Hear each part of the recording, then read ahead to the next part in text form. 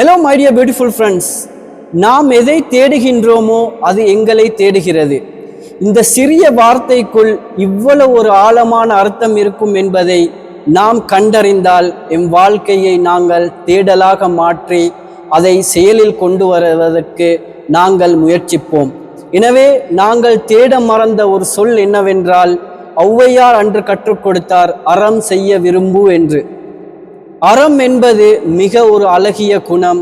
அறத்தை எவன் பின்பற்றுகின்றானோ அந்த மனிதனின் நிலை உயர்வாக செல்கின்றது. எனவே அறம் என்பது எங்களால் இலகுவாக பின்பற்ற முடியாது. அறம் செய்வதற்கு எம் மனம் இடம் கொடுக்க வேண்டும். மனம் என்பது அறத்தை வெல்ல வேண்டும்.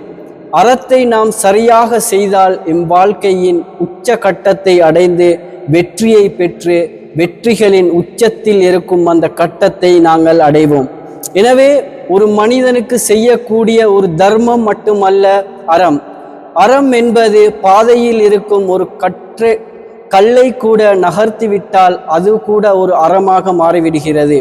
எனவே எம் வாழ்க்கையில் நாம் எந்த விடயத்தை நாம் செய்ய நினைத்தாலும் அதற்குள் சிந்தித்து அந்த வார்த்தைக்குள் இருக்கும் பலனை பெற்று எம் வாழ்க்கையை நாம் சிறப்பாக மாற்றி அறம் என்பதன் அர்த்தத்தை புரிந்து எங்களுடைய ஒவ்வொரு நிமிடங்களையும் நாங்கள் மாற்றிக்கொண்டால் எங்களுடைய தேடல்கள் அது நிறைவாக மாறி எங்களின் வெற்றியை பெற்றுத்தரும் என்பதை நாங்கள் நம்பிக்கொண்டோம் என்றால் எம் வாழ்க்கை சிறப்பாக அமையும்.